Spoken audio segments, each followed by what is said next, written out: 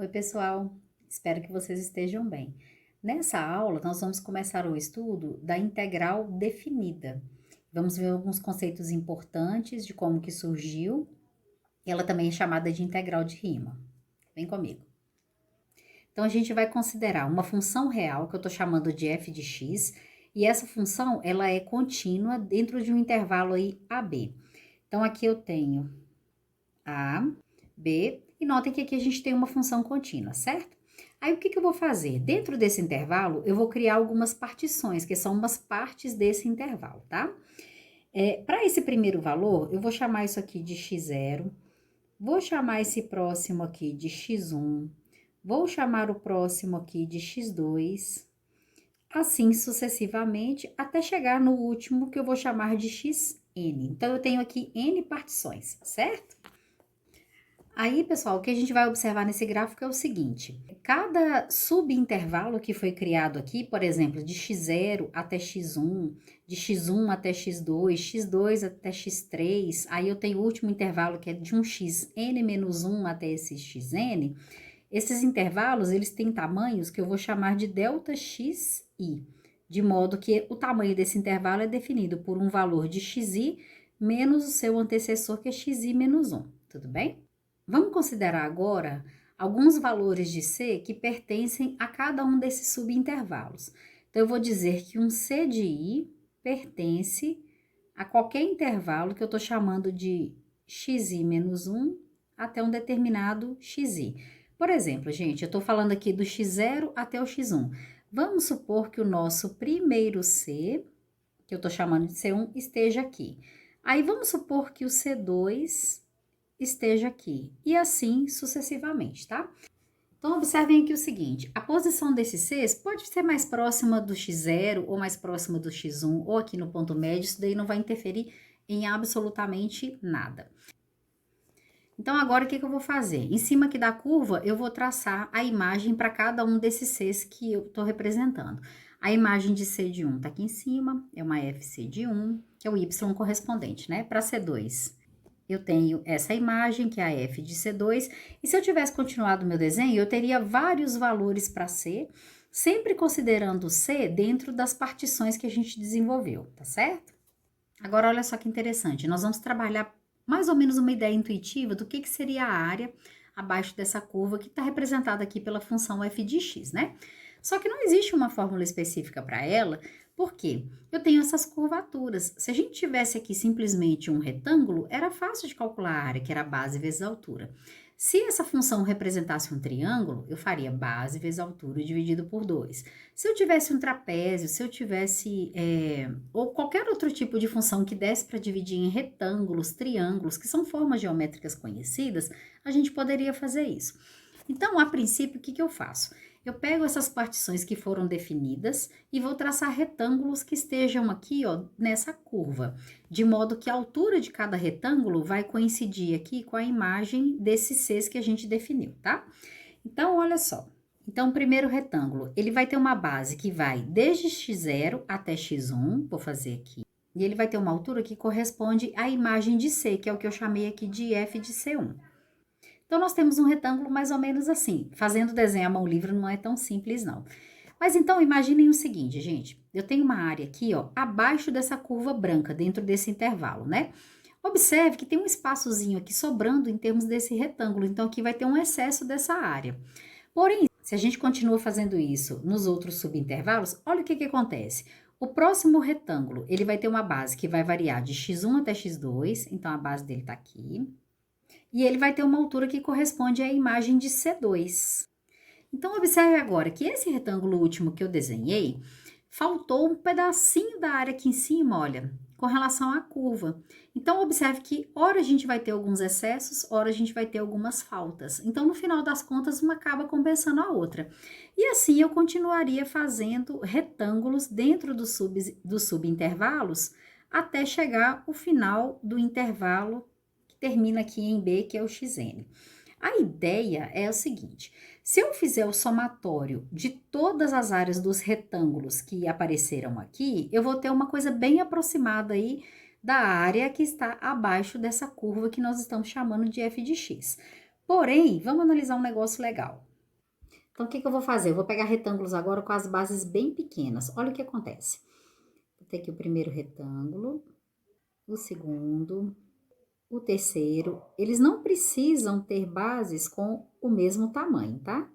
Mas aí, como a gente tá fazendo o desenho à mão livre, eu quero que vocês observem algumas coisas aqui bem interessantes. Então, imagina, gente, que eu faço isso abaixo dessa curva em todo o intervalo AB. O que que a gente vai perceber?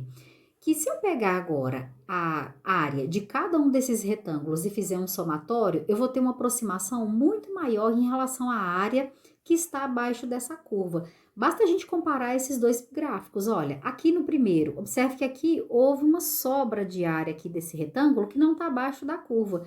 Já nesse caso, houve uma pequena falta. Essa pequena falta aqui, ela pode ser compensada mais para frente à medida que a gente pega alguns retângulos que vão ter uma área sobrando. Vocês conseguem perceber que se essas bases forem tão pequenas de modo que elas tendam a zero, a gente vai ter aqui uma 100% de precisão no cálculo dessa área? Então, é essa observação que é mais importante. Quando a gente quer fazer o cálculo de uma área abaixo de uma determinada curva, nós podemos fazer o somatório de retângulos com bases infinitesimais. Essas bases infinitesimais são bases tendendo a zero. Então, o que que a gente fez, né? Em relação à figura anterior, a gente diminuiu os intervalos das partições. Se vocês observarem aqui no primeiro desenho, ó, de x0 até x1 existe um espaçamento, né? No próximo desenho, a gente colocou esse espaçamento bem menor. Então, quando acontece essa diminuição, automaticamente as bases dos retângulos, elas tendem a zero. Qual que é a consequência disso? A soma das áreas dos retângulos tende à área abaixo da curva. Isso é muito legal, porque agora eu posso escrever a área como um somatório. Aí, como que a gente faz o cálculo da área do retângulo? Não é base vezes altura? Observem que as bases a gente está chamando aqui, ó, de ΔX, que é a diferença dentro dessas partições, né? Então, por exemplo, o ΔX no primeiro retângulo é x1 menos x0. No outro retângulo, x2 menos x1, e assim sucessivamente.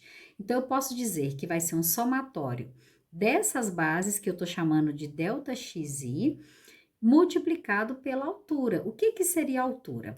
Notem que a altura aqui do primeiro retângulo é imagem de C1. No segundo retângulo é imagem de C2 e assim sucessivamente. Então, a gente tem base ΔXi vezes a altura, que é uma f de CI, sendo que esse i, ele está variando desde 0 até n. Olha só, gente, eu comecei chamando aqui de x0, próximo x1, próximo x2 e o último aqui eu chamei de xn. Esse somatório que aparece aqui é chamado de soma de rima. Então, toda vez que vocês ouvirem falar sobre a soma de rima, o que que ela significa? Ela significa o somatório das áreas de vários retângulos que estão abaixo de uma curva. Mas qual que é o segredo para isso aí se aproximar de uma área com mais precisão? É a gente fazer com que sempre a base dos retângulos, essa base tenda a zero, para poder garantir essa aproximação, tá? E se vocês acharem mais fácil, vocês podem escrever que isso aqui corresponde à base, isso aqui corresponde à altura, porque quando a gente faz a área do retângulo é simplesmente base vezes altura, beleza? Então, complementando essa ideia da soma de rima, o que que isso tudo tem a ver com a integral, né? Aqui já aparece uma coisa bem interessante, que é o seguinte: quando eu faço o cálculo dessa área dentro de um limite, de modo que a maior base ou a base máxima desses retângulos que eu estou desenhando tenda a zero, quando eu faço o cálculo, então, desse somatório, que é a soma de rima, o valor encontrado aqui vai ser exatamente a área da figura abaixo. E ao aplicar esse limite dentro desse somatório, nada mais é do que a integral definida de A até B, porque notem que a função ela é contínua aqui, ó, no intervalo AB, né, que nós colocamos aqui em cima, da função f de x dx. Então, através da soma de rima, a gente tem uma definição importantíssima da integral. Só que agora, o que que a gente tem? Uma integral definida. Ela é definida de A até b. Então, quando a gente escreve integral de a até b de f de x dx, quer dizer que eu estou fazendo um somatório, e somatório, S, é por esse motivo que a integral, ela tem esse símbolo assim. Isso aqui significa soma. Olha que legal, gente, é a soma de várias áreas dos retângulos que estão abaixo da curva. Então, quando a gente faz f de x dx, dx é a variação do x aqui embaixo, que é como se eu estivesse fazendo a base, e a f de x tá representando a altura desses retângulos, tá? Mas aí vamos com calma para vocês entenderem isso direitinho. Então, não tem essa, gente, de pensar assim, a integral de 1 até 2 da função x ao quadrado dx não tem significado? Tem, ela tem significado. Quer dizer que eu estou calculando a área daquela função que está dentro da integral num determinado intervalo, onde essa função ela é contínua, beleza? Então, a forma como a gente lê isso daqui é o seguinte, isso que a gente escreveu aqui é uma integral definida no intervalo AB. Parece complicado quando a gente coloca essas notações, né? Mas vocês vão ver que é extremamente simples. Então, agora, vamos pensar o seguinte. Quando eu tenho uma integral indefinida, a gente já sabe calcular, né? Por alguns métodos simples que nós vimos nas aulas passadas e tem algumas técnicas de integração que a gente ainda vai estudar. Então, pessoal, agora vem uma pergunta crucial. Como que a gente faz para poder calcular uma integral definida? Então, se eu tenho fzinho, uma função contínua, no intervalo AB, e fzão é uma primitiva de f, vamos lembrar o que é fzão. Fzão é tal que se eu derivo, eu encontro a função fzinho, né? Então, quando você está calculando a integral de alguma coisa, de uma f de x dx, você vai encontrar uma primitiva, fzão de x. De modo que se você derivar essa, você volta nessa. Lembrem que a integral é o processo inverso da derivada, né? Tanto que ele é chamado de antiderivada. Então, faço a derivada desse fzão, chego no fzinho. Faço a integral de fzinho, volto no fzão, certo? Então, se eu tenho f, uma função contínua no intervalo AB, e fzão é uma primitiva de f, então eu vou ter que uma integral de a até b de f de x dx vai ser igual a fzão de b menos fzão de a. Isso que eu estou escrevendo aqui é a parte mais importante da integral, que é chamada de teorema fundamental do cálculo. Então, vamos interpretar o que isso aqui significa. Você vai fazer uma integral de uma função, né? Aí você vai chegar numa outra função. Quando você está resolvendo uma integral definida, eu sei que ela é definida pelo intervalo aqui, ó, vai de A até B. Eu pego essa função que eu encontrei no resultado, aplico B nessa função, menos a aplicação de A nessa mesma função. Lembrando que esse fzão é tal que se eu derivar, eu volto na função fzinho de x. A aplicação disso é extremamente simples, pessoal. Agora, o que é importante também? A gente entender algumas simbologias que aparecem aqui, tá? Por exemplo, vou colocar aqui como observação. Quando eu faço esse fzão de B menos fzão de A, é muito comum a gente representar assim de uma forma. Nós vamos chegar ao resultado da integral, que é uma f de x, né? Aí eu vou aplicar esses limites de A até B. Então, a gente denota isso com uma barra, escrevendo o A embaixo, porque eu vou respeitar o que está escrito na integral, e o B em cima. Então, vamos lá, vamos às partes aí da integral. Eu escrevo dessa maneira, ó, integral de A até B de f de x dx. Como é que chama cada uma dessas coisas aqui? Esse azinho que apareceu aqui é chamado de limite inferior. O B é o limite superior. Esse S, que é o símbolo aqui da integral, porque a definição dela surge através de uma soma. A função que está aqui dentro, ela compõe o integrando. Então, o que está dentro da integral é o integrando. E esse x que vai me indicar a variável de integração. Porque a gente pode fazer uma integral também, dy, ds, dt. Então, através desse d é que você vai identificar a variável de integração, tá? Então, vamos a alguns exemplos. Vocês vão ver que isso aqui é extremamente tranquilo. Só que para saber integrar, a gente precisa primeiro saber derivar. Então, eu tenho aqui agora uma integral de 1 até 3 de x dx. Aí, gente, sem preocupar muito, vocês vão fazer a integral. Normalmente, isso aqui é uma integral imediata, né? Nós vimos aí nas aulas anteriores que quando eu tenho integral de x elevado a n dx, eu faço x elevado a n mais 1 e divido por esse resultado mais c, que é a constante.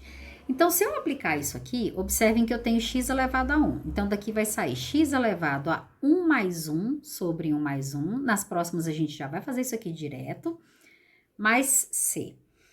O que que muda? Muda que agora eu vou indicar que eu vou integrar de 1 até 3, porque eu tenho aqui uma integral definida.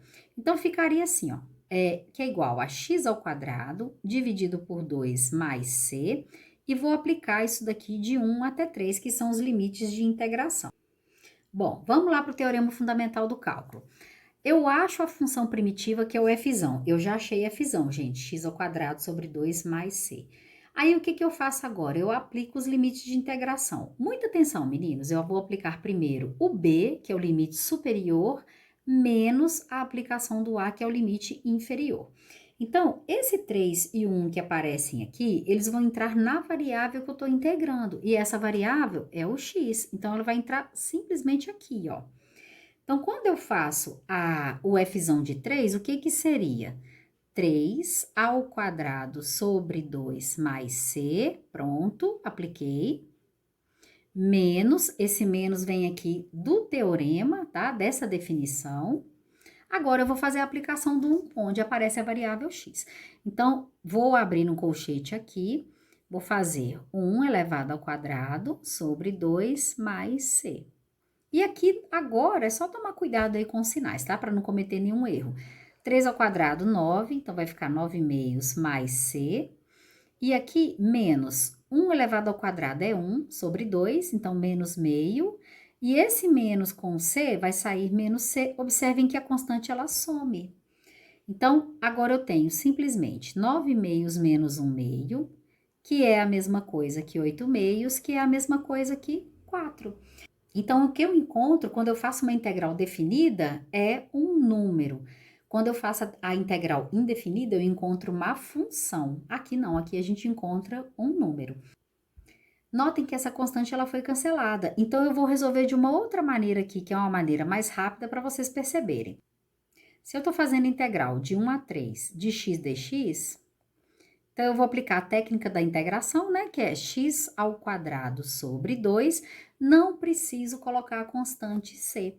E vou aplicar isso de 1 até 3. Primeiro, eu aplico 3. Então, eu vou ter 3 ao quadrado sobre 2, menos, faço a aplicação agora do 1. 1 elevado ao quadrado sobre 2. Vai dar o mesmo resultado que deu acima, com a diferença que aqui a gente ganha tempo. Então, aqui eu tenho 9 meios, menos 1 meio, que é a mesma coisa que 8 meios, que é a mesma coisa que 4. Resumindo, na integral definida, não precisa escrever a constante. Todas as propriedades que a gente viu para integral indefinida são válidas também para integral definida, tá? Vamos ver mais um exemplo.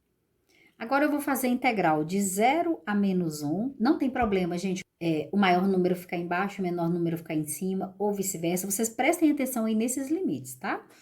Aí, eu tenho integral de 2 exponencial de x mais 4x dx. E aí, nós vimos nas aulas passadas que eu posso usar várias propriedades aqui. Por exemplo, eu posso separar isso aqui em duas integrais, se eu quiser. Eu posso escrever integral de 0 a menos 1 de 2 exponencial de x dx, mais integral de 0 a menos 1 de 4x dx. Tá aí a importância de vocês terem feito todos os exercícios aí referentes às aulas passadas. Posso também tirar essas constantes aqui do integrando, já que elas estão multiplicando a variável, né, ou a função. Então, eu tenho 2 vezes a integral de 0 a menos 1, exponencial de x dx, mais, posso tirar esse 4 também do integrando, então, 4 integral de 0 a menos 1, x dx, e agora fazer as integrais. Então, a primeira aqui vai ser 2 vezes integral da exponencial de x, é ela mesma, mais 4 vezes, o que que é integral de x? Ah, eu tenho x elevado a 1, então vai ser x ao quadrado sobre 2. E ambas têm o mesmo intervalo aí de integração, tem os mesmos limites, inferior e superior. Então, eu vou aplicar de 0 até menos 1. Vou só melhorar um pouquinho esse resultado. Então, 2e na x, mais, posso dividir o 4 por 2 aqui, 2x ao quadrado, de 0 até menos 1. Notem que a esse ponto do conteúdo, vocês já podem fazer essa integral direto aqui para esse resultado. O que eu estou dizendo, ó? Eu estou fazendo a integral de 0 a menos 1, de 2e na x, mais 4x dx, né? Eu já poderia fazer direto assim. Integral desse primeiro termo, 2 vezes a integral da exponencial de x, que é ela mesma. Pronto. Integral de 4x é 4 vezes a integral de x, que é x ao quadrado sobre 2, tá? Então, quem não quiser dar essa volta usando as propriedades, pode fazer isso daqui direto. E à medida que vocês vão praticando, acaba que vocês vão fazer tudo direto mesmo, tá bom? Agora, gente, lembrando o seguinte, o limite superior é menos 1. Então, é ele que eu vou aplicar primeiro, menos o limite inferior. Então, aqui eu tenho, vou abrir sempre colchete para poder colocar o superior e o inferior, para vocês não errarem sinal, tá? Então, aqui vai ficar 2 vezes exponencial de menos 1, vou destacar onde eu faço a aplicação, é aqui no x e aqui. Como é que eu sei disso? Porque eu estou integrando em relação a x, tá bom? Então, continuando, mais 2 vezes menos 1 elevado ao quadrado, tem que colocar parênteses, pessoal, isso aqui é muito fácil de errar. Menos, vou abrir outro colchete e vou aplicar o zero. Então, vai ficar 2e na zero, mais 2 vezes zero elevado ao quadrado. Bom, fazendo aqui o primeiro, 2 exponencial de menos 1 é a mesma coisa que 2 dividido por exponencial. Menos 1 ao quadrado é 1 positivo, vezes 2, então aqui mais 2. Menos, esse exponencial de zero é 1. Cuidado, gente, para não escrever que isso aqui é zero, tá? Então, aqui eu vou ter 2. E aqui, nesse termo, eu vou ter zero. Então, eu tenho 2 dividido por exponencial, mais 2, menos 2, posso cancelar esse 2, e o resultado dessa integral vai ser 2 dividido por e. Tranquilo, né? Se vocês quiserem conferir se a integral está correta, aí no final não tem como a gente conferir, não. Tem como conferir quando vocês chegam aqui nessa linha, que é onde você achou a função primitiva. Aí você deriva 2 exponencial de x mais 2x ao quadrado, vai voltar nessa função que compõe aqui o integrando, aí é uma forma de você saber que tá tudo certo, beleza? Então, vamos para mais um exemplo. Agora, eu tenho integral de menos 2 até 2, de 3 sobre r ao quadrado, dr. Então, agora eu vou integrar em relação a r. Primeira coisa que eu vou fazer aqui é passar esse r ao quadrado para cima para facilitar a minha vida. Então, vai ficar integral de menos 2 a 2, 3 vezes r a menos 2. Lembre que quando a gente faz essa troca, o sinal do expoente muda, né? dr.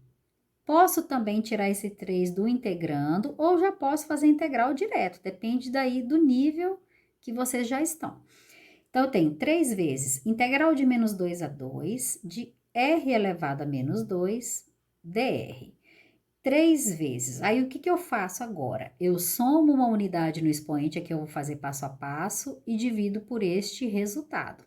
Não preciso acrescentar constante, porque é uma integral definida, e vou indicar aqui que eu vou integrar de menos 2 até 2. Então, dando uma melhoradinha nessa resposta, eu vou ter 3r, aqui vai ficar menos 1, dividido por menos 1.